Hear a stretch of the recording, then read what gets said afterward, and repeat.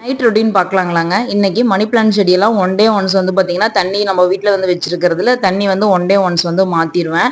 இது வந்து மண்லயும் நல்லா குரோத் ஆகி வளருங்க. வீட்லயே இது மாதிரி தண்ணி வந்துட்டு நம்ம 1 வீக் அப்படி மாத்தாம, ஒன் டே ஒன்ஸ் வந்து இப்படி தண்ணி மாத்தி மாத்தி வச்சோம் அப்படின்னா, செடி வந்து நல்லா குரோத் ஆகி நல்லா வளருங்க. நான் ஒரு சின்ன பாட்ல தான் வந்து வச்சிருக்கேன். அதுவே பார்த்தீங்கன்னா, நல்லா குரோத் ஆகி வந்திருக்கு. இன்னைக்கு நான் ஒரு விஷயம் வந்து உங்களோட ஷேர் பண்றேன்.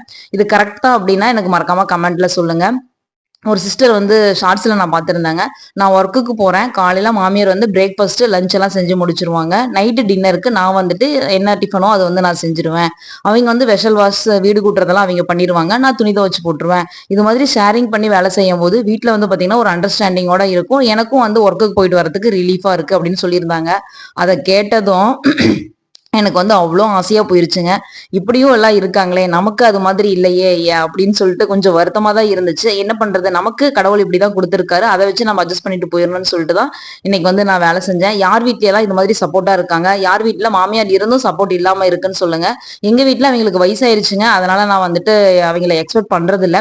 ஒரு சில விஷயத்துக்கு நெனைப்போம். சரி என்னடா நாமளே எல்லா வேலையும் இழுத்து போட்டு செய்ற மாதிரி இருக்கே!